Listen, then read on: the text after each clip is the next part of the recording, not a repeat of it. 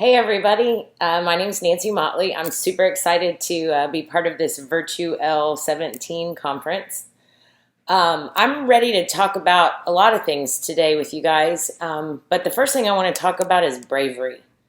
My plan was to talk about going to the basics and give you some instructional tools, and I'm going to do all of that, but I'm bubbling over with excitement because I had to be really, really brave for the very first time today. So my colleague and girlfriend Carol, who's one of the orchestrators of this event, called me a few months ago and said, "Hey, will you do this virtual online keynote?" And I'm a yes man and I get excited about anything new. So I said, "Yeah, sure." And so about a month ago, I started thinking about this keynote where I'm staring at my computer talking to you guys. And I got scared, like real scared. What I do for a living is talk in front of hundreds of people, but I'm an extrovert. So I rely on their feedback and I monitor and adjust, and I like the energy in a room. And so on my iPad, about no less than 8 times, I've tried recording myself, and it's just an epic failure. And this morning I woke up saying, I'm going to do it today. And talk about outside of your comfort zone. I YouTubed how to make the video on my Mac. I YouTubed how to be able to see my screen while I'm also videoing. And it took me a good 2 to 3 hours to figure it out with lots and lots of tutorials. And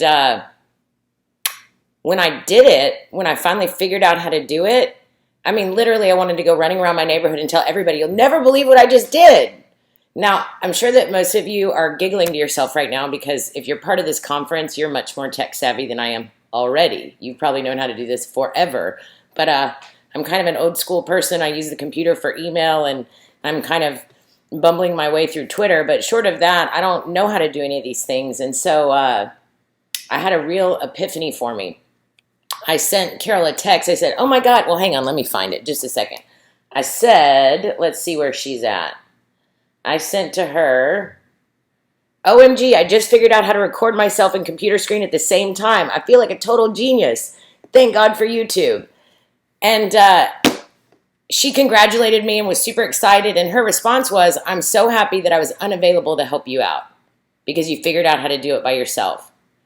And I think our English learners feel the same fear that I did with this technology process. I think they feel that minute to minute, day to day in school and outside of school in their environment.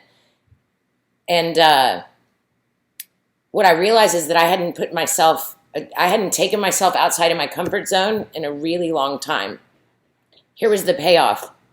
When I pushed my limits and I took myself outside of my comfort zone, once I experienced success, man, did I experience success. It wasn't like a little bit, "Oh, that's great, I know how to do that now."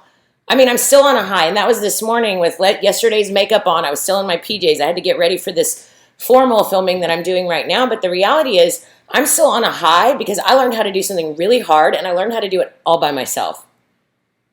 Talk about motivation. When you challenge yourself and you experience success, there's no way to not be motivated. So if nothing else, I want to challenge all of you out there to be brave, try new things, and know that somebody who has kind of internally been battling this very small little thing that took a little bit of bravery on my part, I feel like it's opened the floodgates. I can't wait to watch all of your videos and see the power of what technology can bring and to push myself to the limits. So now let's circle back to your classroom. We ask our kids, "Hey, think about what you know about the equator." Okay, great. Turn and talk to your neighbor about that. For our kids that don't have the words they want to have to communicate what they just learned about the equator, it's that same feeling. So I think our challenge with this conference, I think our challenge day to day in our classrooms is to create opportunities for success, because I've always been a believer that success breeds motivation. You don't have disengaged learners. You don't have kids that are unwilling to try. You don't have kids that are apathetic and checked out unless they feel like they're not going to be successful. And some of our students have been successful in a long time. So let's find ways to create pockets of success, because when they have that, then they want more of it. And when we give them success with something that might seem very little to them or seem not so challenging, guess what they're up for? They're up for success at a challenging task. And once they achieve that, Man, the sky's the limit. All right, I'm going to figure out how to add another part of the video onto this. I might be in different clothes. It might be on a different day. We're going to talk about going back to the basics, which I would argue also requires bravery on your part, because it's much easier to have lots of bells and whistles and fun and entertainment. But if we want our kids to learn to read and write rigorous English, we've got to give them chances to read and write rigorous English. So I'll get back to you guys soon. But man, I hope you can feel my excitement, and I hope you're leaving here thinking, I got to try something new. I got to push the comfort zone, because success, when you're dealing with a challenging task or topic, all it does is make you want more of it. All right, talk to you soon. Hi, everybody. It's Nancy Motley. I'm back again, and I'm super excited to be part of this Virtual conference. The keynote address that I'm going to give you today is titled Be Brave Enough to Go Back to the Basics. And, I shared a little bit about my experience of needing to go outside of my comfort zone with regards to this technology. But I think sometimes in our classrooms we have so much innovation, we have so many new and exciting ideas, and when we really get down to it and we want to think about what's best for kids, sometimes the most obvious answers, the things that are the best for kids, are pretty straightforward, pretty basic, and they require a lot of bravery on our part. So that's what we're going to be talking about today. I'm going to get everything loaded. Oh, hang on, I didn't float that on top. Let me try this. View, float on top. Let's try now. All right. Well, that's the end of my presentation. Let's get back to the beginning. All right, here we go. Or not. Let's try again. Okay. So we're going to return to the basics. Thank you for being patient. When we're talking about English learners, the question is, how do we help them acquire content and language at the same time? Or another way to think about that is, how do we support their ability to acquire academic English? And in my opinion, thinking about acquiring academic English, it has a lot of common features with many other learning tasks. Think back to when you were little, learning how to tie a shoe. How did that happen? Or how did you learn classroom management skills? How does that happen? Another thought about that is, think about learning how to ride a bike. So this little girl looks to be fairly proficient. She's missing her helmet, but other than that, we're good. When you think about learning how to ride a bike, how does the learning occur? Well, I can tell you how it doesn't occur. So I have two daughters, Audrey and Caroline. And when they were little, we taught them how to ride a bike. And what we didn't do was sit them on the curb, hop on our bike, and circle around the cul-de-sac saying, watch me, look, I can pedal. Watch me, look, I can steer. I know I am very good, aren't I? And then hop off the bike and expect them to be any good at it. Where does the learning occur when you're learning how to ride a bike? It's when you're on the bike, right? So the student, the kid, they have to be the one pedaling. They have to be the one practicing. And I think acquiring academic English is much the same way. So if we want our kids to be able to read and write and speak the language of our instruction, they've got to pedal more. They've got to be the ones on the bike. So the question is, where are the opportunities for kids to do that? And what I want to offer you today is a kind of a routine, a way to teach a lesson, a way to teach a vocabulary word. Could be a way to do a warm-up or a closure activity, but a way to ensure that our students are getting the language practice, the pedaling on their language bicycle, if you will, that they need in order to become highly proficient. Before we talk about the routine, I'd like to kind of analyze a little bit about what might currently be going on in your classroom. This is what my classroom looked like. If you look right here, the primary source of information is the teacher. Like, this might be a more secondary setting, a more elementary setting, but we're the ones who know the content and we teach it to them. So I might be doing a lesson on how to add one-digit numbers in a first grade classroom. I might be doing a lesson on how to summarize a narrative in a fourth grade classroom. Maybe I'm teaching kids how to calculate a coefficient in chemistry. But for the most part, the teacher, we know the content and we're giving it to kids. And when we do that, the learning usually takes some shape like this. which is there's some form of a mini lesson or a lecture or getting kids the notes. And then we ask kids to apply that learning. And they do all kinds of activities. This might be a language-based activity like collaborating with a partner. It might be independent, like doing a worksheet or a reading assignment. It might involve manipulatives or a lab or hands-on activity. It could incorporate technology. They can look a lot of different ways. And then if we move down here to the bottom, most lesson cycles have some form of an assessment. And certainly, most of us feel the weight and power of the formal assessments that our kids are required to undergo. I live in Texas. Our formal assessment is called the STAR test. Where you live, you probably have some test in the spring that has an acronym that you're held accountable for your students learning while they take that test. So what I'd like to do is look at these three components and throw on top of it a layer of how much pedaling are individual students doing. What I mean by that is, where are they using the academic language? Where are they reading? Where are they writing? Where are they speaking using the language of the lesson? I'm going to represent that with an icon of a book. So like right here are two little books, and notice they're very little. So this is maybe like a leveled reader at elementary, maybe a secondary textbook. This just represents every student in your class engaging in literacy and language tasks. Where are their chances to do that? And the reason this book is small, these books are small, because I think during the lecture or mini lesson, the teacher's using the language. Every now and then a student might answer a question, but for the most part, the masses, the entire class, is not getting that opportunity there. Now let's move to activities. I think lots of activities are language-based. A lot of the work we ask kids to do to apply their learning, we're increasing their ability to use the reading, the writing, the speaking of the language. So our books, they almost double. Now, here's my question for you. Let's think about assessment for a second, particularly formal assessment. So think about the formal assessments that your kids have to engage in to demonstrate mastery of your subject or your content. How much language use, how much academic reading, academic writing, academic speaking are kids required to engage in order to be successful on those assessments?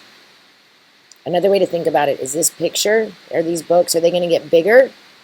Are they going to get smaller? Or are they going to stay the same? Do they have to do more reading to demonstrate mastery, less reading, or about the same as the opportunities they get in your class? In my opinion, there's not a formal assessment that kids take that's not a reading test. They have to read all of it. To show what they know in 5th grade science, they've got to read that assessment. To show what they know in 9th grade math, they have to read that assessment. So where does this leave us? Let's go back to learning how to ride a bike. Where's the practice? So what I want to offer you today is kind of an alternative routine. So rather than following this routine all the time, maybe we follow a different routine, and the routine I'm going to offer you actually creates opportunities for kids to use the academic English, pedal their language bicycle from bell to bell, or from beginning to end of however long you provide the routine.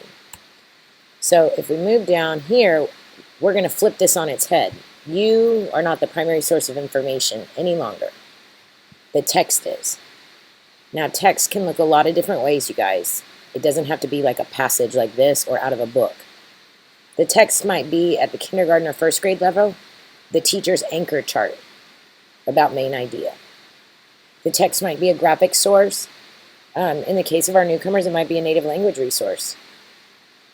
Surrounding that text, this is where they get the information. What we're going to do is let them talk first to check in with the topic, and then they're going to read the text in order to learn the information.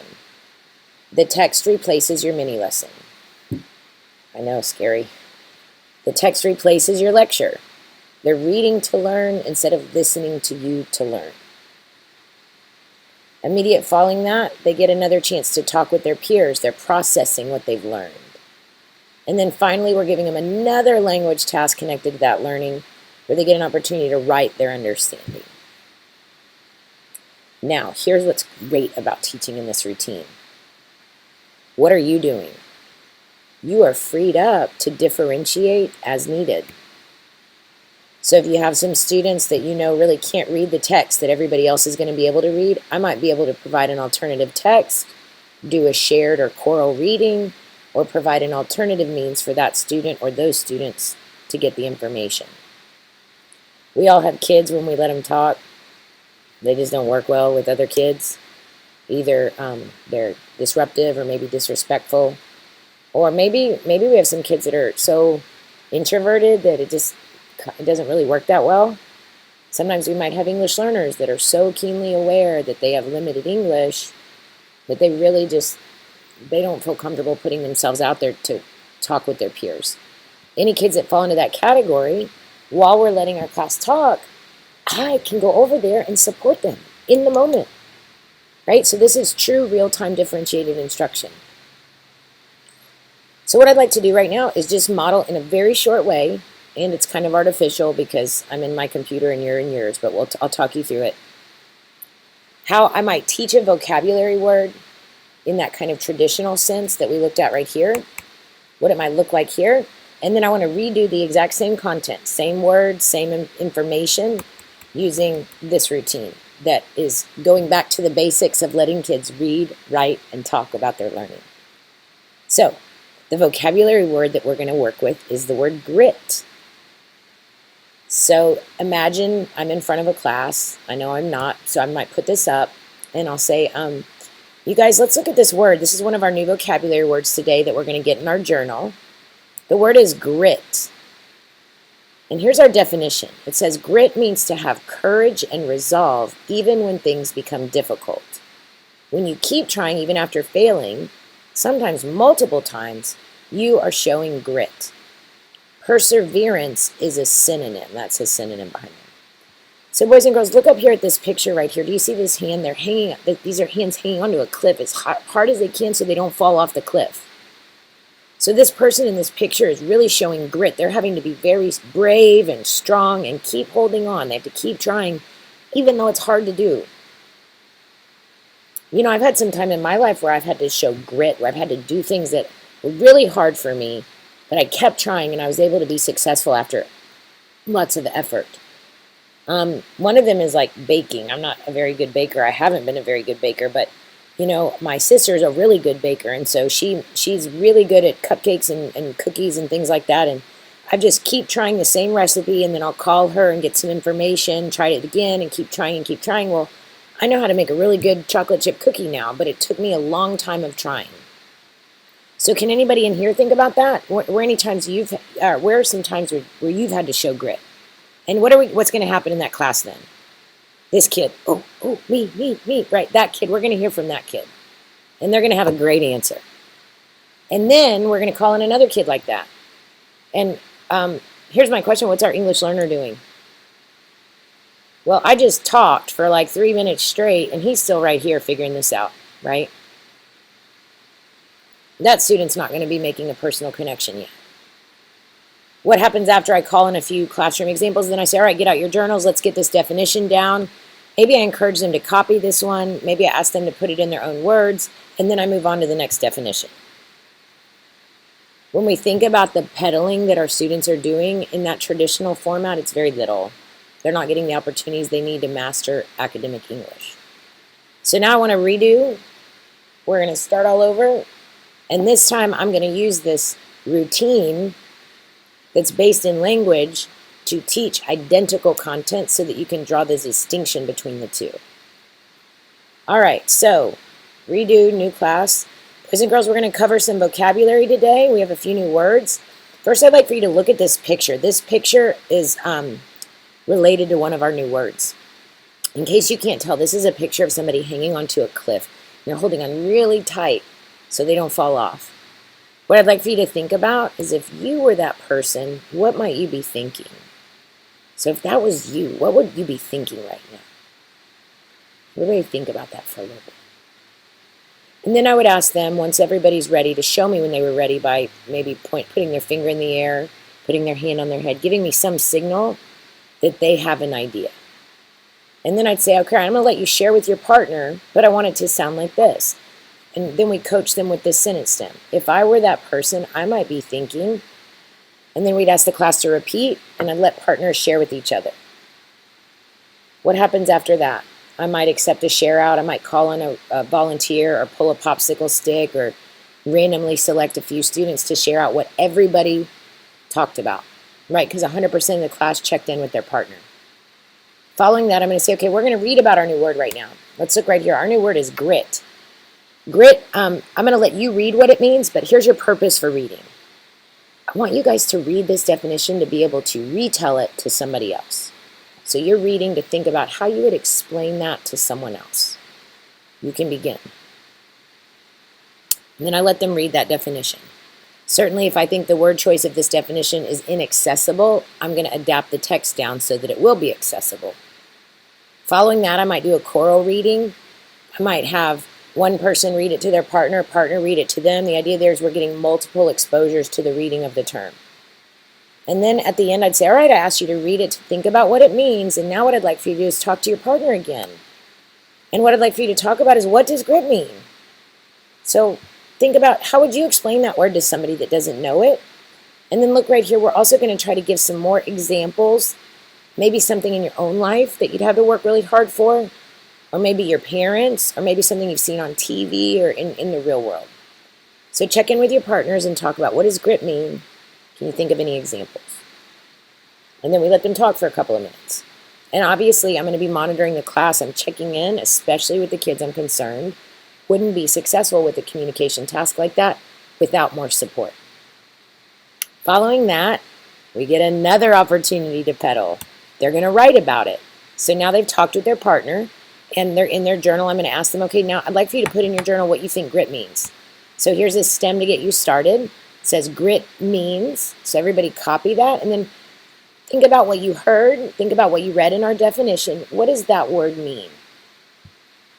I'd give them time to write, and once they're done writing, I might encourage them to draw this picture or draw another picture to connect their thinking. And then, because I'm kind of a control freak, at the end, I would put the definition back up and give them some words that I would want to make sure they added to their definition. Also, while kids are writing, I'm walking. Am I checking on everybody? Probably not, but I'm checking on the 5 kids that I'm worried won't get started or need more language support in order to write a comprehensible definition. All right, so what did we just do? What's the routine? Let's make it more transparent. The routine is talk, read, talk, write. It's a very creative title, I know. So what do we just do? You have kids talk to engage with the topic. This is all about engagement, to check them in. So I showed them that picture and asked them to think, what would you do if you were in that situation? Next, kids are reading a text to learn a standard or reading a text to apply a standard. That text replaces your lecture. Following that, kids get a second opportunity to talk in order to process what they're reading and what they're writing. And then we close with them giving an opportunity to write. Look at this whole routine. It's 100% language-based. I'd also like for you to note kind of the time estimates. This could be as short as a warm-up, very short, or at the longest end, it might be a full-blown lesson about a major standard that you teach. So you have a lot of flexibility, but every time we teach in this way, what are we doing? We're making sure my whole class is pedaling their bicycle. They're learning the language. They're acquiring the English. Some of you work with mixed classrooms where you might have 2 or 3 or 5 or 7 ELLs and all the rest are English proficient students. Others of you might be in an ESL situation where you're the ESL teacher and you do pull-out intervention groups. Maybe you have high populations of newcomers. So the makeup of your classes are all going to be widely varied. So I do want to address what are some additional supports in order for that to work. Because they're learning content using language-based techniques as they're learning language. So that can be challenging. A really very primary thing that we need to do for our English learners is provide some processing time. So before I expect them to say anything to their partner, I've got to give them time to think about what they have to say to their partner. I have some kids that might be processing in their native language and they're trying to figure out how to get that out in English. Another support that we need to be mindful of is the use of sentence stems or keywords. So I modeled that in the very first talking opportunity. I gave a sentence stem. During the reading, I might provide sentence stems out to the side or some keywords, or I might highlight some important vocabulary. Certainly for that extended dialogue after the text and the writing, again, we would want to provide some of the language, the words that we're trying to grow in our kids, so that they're not using the same 300 words they already own. There we go. We're growing our language, our students' language, through the use of targeted word choice. I alluded to this, adapted text. So I'm probably not going to have the exact same text for everybody to read in my classroom because I have all different levels of readers. I have all different levels of language proficiency. I've worked with some teachers that might have 3 different texts going on in a classroom. Or maybe the majority are reading a passage out of a textbook or an existing material, and the teacher has created a simplified version of that for students that don't yet have that proficiency. And then finally, we've got to talk to our kids about their own thinking, right?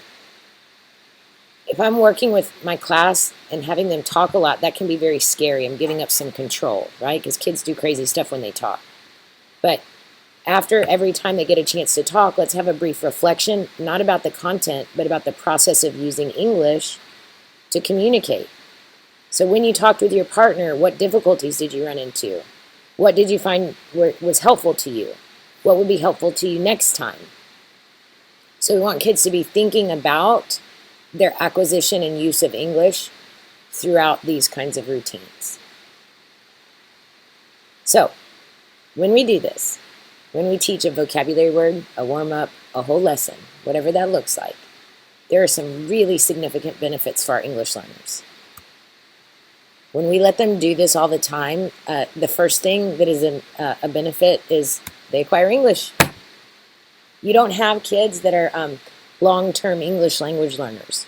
You know, the ones that might have been in your district for the last 8 years, and they have not yet demonstrated mastery on a formal assessment. They need more practice, and they get it, and then they acquire English, and they increase a proficiency level a year or more.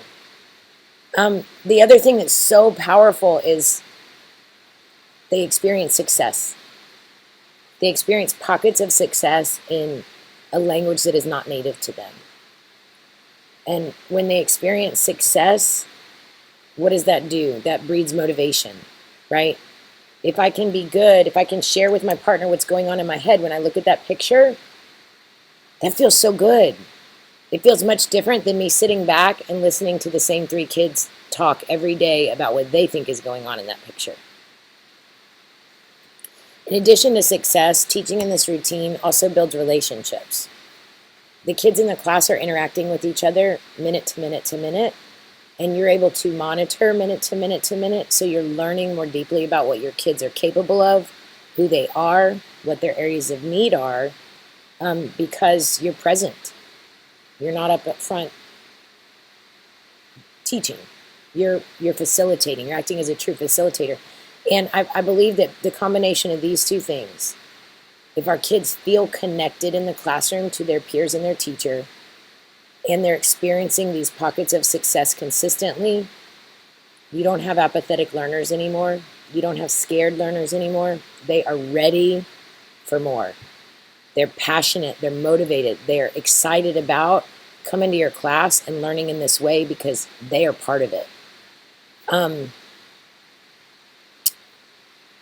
Let's go back to bravery. Asking kids to talk about something and then read to learn it and then talk and then write. Do you see what we're doing? We're handing over independence, and that is a scary thing. I operate a lot with if I haven't said it, they don't know it. That's not true, right? If I've said it, that doesn't mean they know it. And so what we're doing is we're transitioning the learning, the weight of the learning back to students in a very supported way. And so I just want to encourage you guys to take the leap, give it a shot. Try it with a vocabulary word, right? Try it with a get to know you activity at the beginning of the school year. If you're terrified, don't do it with the hardest standard you teach for a whole lesson, right? Try it in small increments. Take a few components, see how they work, tweak them, be metacognitive yourself, reflect on what happened. And the more you do it, the more momentum you'll get behind it as well. So I really appreciate you guys' your time and attention today. I'll close with putting my contact information up. This is my Twitter handle and my email address. Like I said, this is way outside of my comfort zone, but I did it. Look, I did it, and now I want to do more of it. So I'd love to build a relationship with you guys through Twitter or any other social media avenue that you have, and enjoy the rest of the conference. Be brave. Try new things. Thanks.